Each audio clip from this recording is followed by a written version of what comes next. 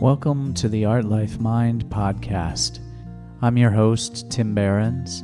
In each episode, we dive into conversations with practitioners, healers, and thinkers who are reimagining how we grow, create, and transform. I'm excited to get started.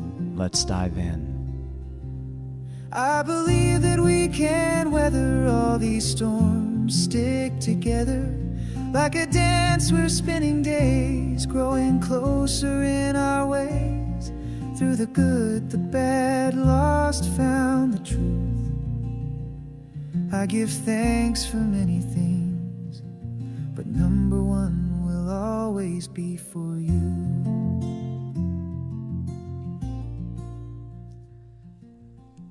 Welcome to episode 2 of the Art Life Mind podcast. I am excited to be lining up some wonderful people in my life to be guests on the show, and also just finding myself with this motivation to keep on creating, even if that creation is just me sharing and talking for a few minutes, overcoming my own resistance. And all of this comes from a reflection point. I shared in episode 1 that idea that it can be very difficult to know where to dive in when we think about writing. You'll hear a lot of authors talking about how figuring out how to start their book or even write that first paragraph or even the first sentence can be such a block.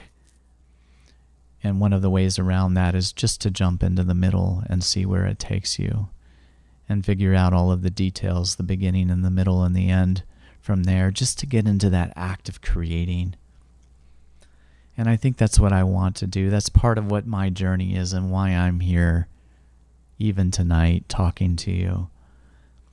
I have some wonderful practitioners in my circle. I'm blessed to know hypnotherapists, energy workers, talk therapists, psychotherapists, light workers, from the spectrum of very grounded in the 3D all the way to very etheric in the woo, I say. I say that lovingly because I am very woo in some of my approaches to things.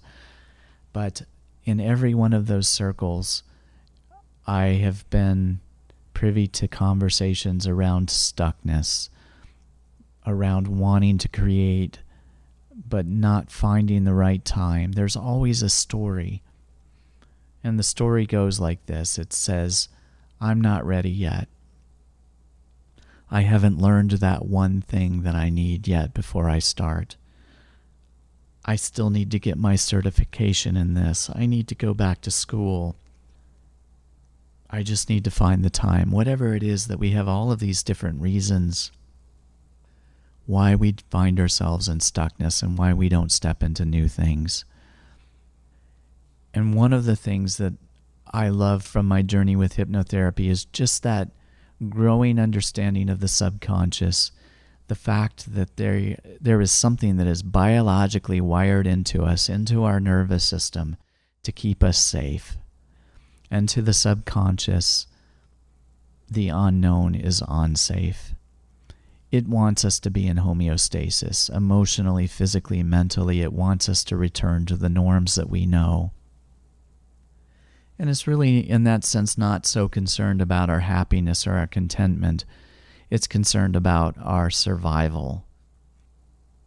And in a sense, I love this because knowing this is also an opening to bring a little self-compassion to the stuckness, to say there is nothing broken with me. I am working as designed. It is just that design is more intended to keep me safe than it is to keep me from stepping into these grand ambitions and desires of a new and creative life, of new relationships, new jobs, whatever it is, that it just wants me safe. And when I can understand that that is how I am wired, one, there's an opening for forgiveness, for self-compassion. And two, there's also an opening to learn more about how the subconscious works so that we can work with it intentionally to start to rewrite and change that underlying programming that is keeping us stuck.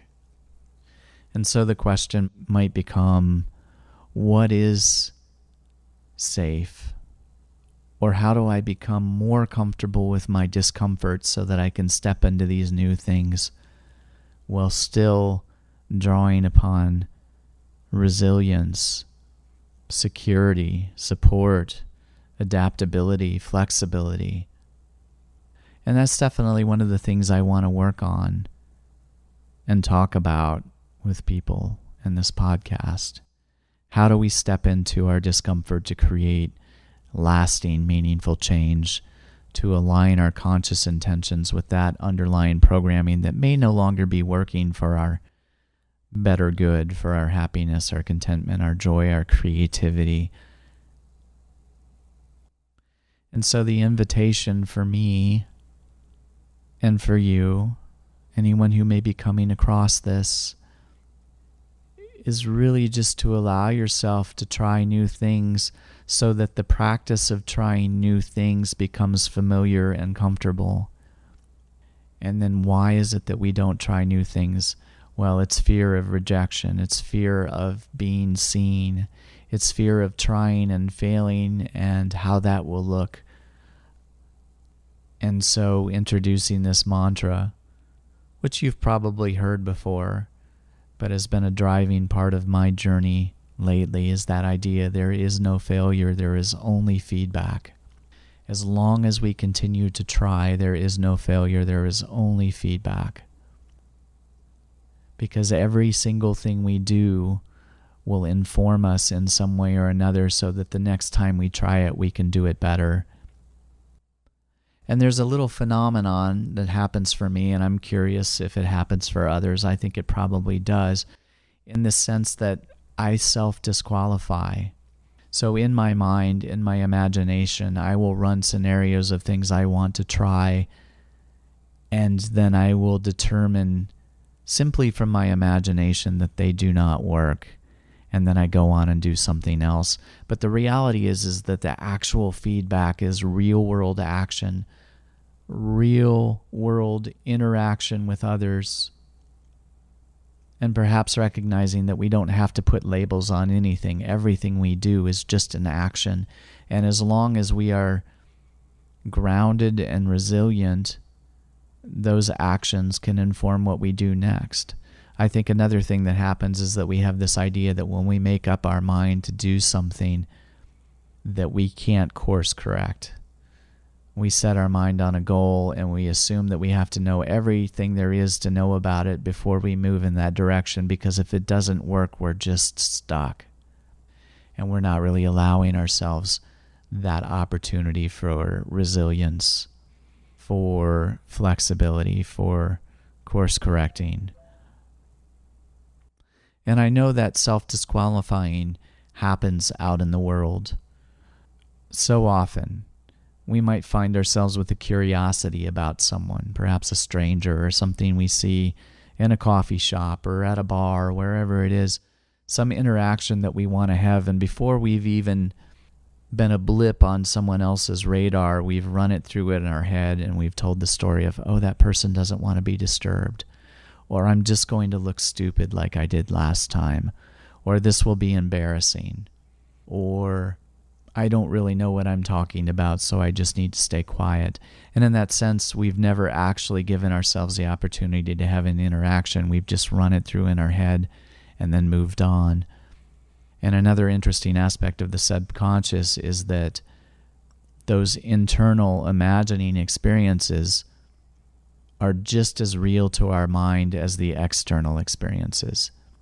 Except in the mind, the outcomes are driven by our beliefs about something, by our life scripts and associations telling us what's possible, what's true, what we're capable of and not capable of. So our mind is more prone to the homeostasis than the world around us. When we allow ourselves to be in the world, we can be more flexible because the world has a mind of its own. So my invitation to myself and to anyone who may listen to this is just to try. Whatever it is that you're wanting to do, whatever it is that you've been telling yourself that you're not ready for. Perhaps asking the question, how can I root this idea, this ambition, this desire in the world with one simple action, one step in that direction? We've been standing here staring at the mountain, that trail that winds up and seems insurmountable without taking that first step. What would be the one step that might inform the next? And just to keep doing that. And then to know that we can change our course as we need to. Let's see what we can learn together. And shifting gears here a little bit, also asking that question, let's see what we can share with each other. One of my goals for this podcast that I hope to do with other guests, but also will share on my own from time to time, is to really start talking about the experiences we have that don't fit into the normal day-to-day. I have this theory, I have this feeling that we are all walking around with incredible stories, things that defy what we know to be the day-to-day reality. Call them metaphysical, or call them paradigm shifting, call them awakening, whatever language you have. But that idea that we are walking side by side in this world, carrying these stories, and we still haven't fully found a way to talk about them. When I think about, just an easy example, using biblical stories, the story of the burning bush or the parting of the Red Seas, and not to discuss the truth or untruth of these things, but really thinking about how, in some ways, many of us do accept them to be real because they're scripture, because they're documented, whatever it might be. But if someone were to tell that same story standing next to a water cooler at work, how likely would we be to believe it? And how likely would we be to say to ourselves, that person maybe just needs some professional help? And I say that somewhat jokingly, but also I do believe it's a matter of context, that it's very easy for us to look at other points in time or history and acknowledge the magical nature and experience of this life, and perhaps even to dismiss those things as story or fiction or whatever. But when someone talks about those experiences in present day society, we don't really have a framework or a language or a context with which to receive those. And I have a lot of stories, and it is very much leaning into my discomfort to start to share some of the experiences I've had through the years. And yet, it is my truth. And every time I have taken a risk, every single time I have taken a risk and shared that truth with someone, I have been pleasantly surprised to find that they could either relate to it, share a story of their own, or even in those moments where perhaps I was judged or questioned, finding that I had more resilience and more groundedness in my own experience to be able to allow that, to be able to allow others to have their own experience. So in that sense, not disqualifying anymore, but allowing myself to be in my truth, and also to learn how to let others be in theirs.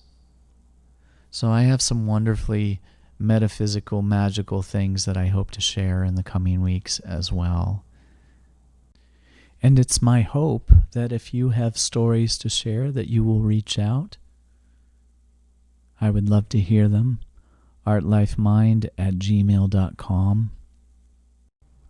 And that's all for now. Thank you for listening. Thank you for being on this journey with me. I look forward to exploring all of these topics more, to having conversations, to seeing where all of this goes. So, wishing you a wonderful week, and until next time, take care.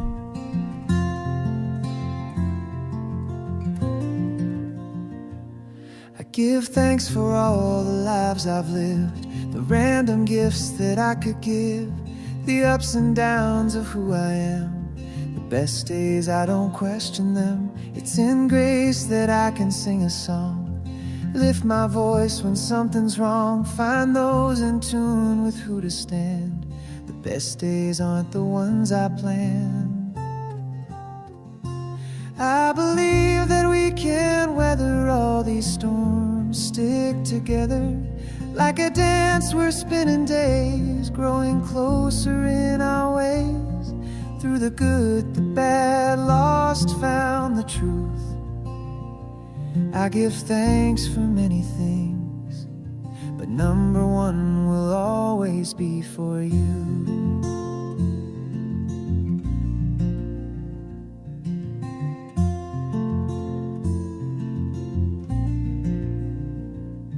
It's a blessing all the ways you glow.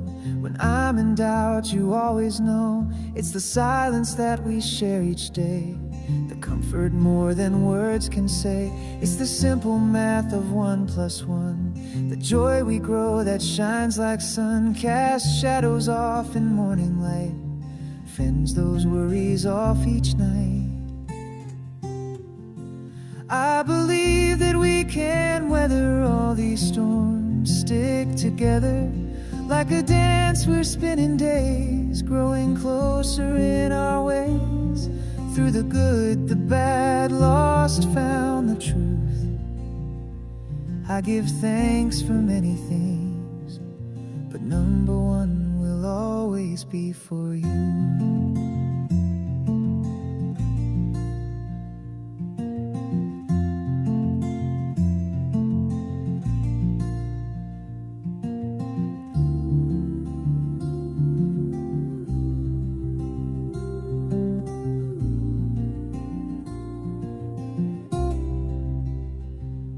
I believe that we can weather all these storms, stick together like a dance. We're spinning days, growing closer in our ways, through the good, the bad, lost, found the truth.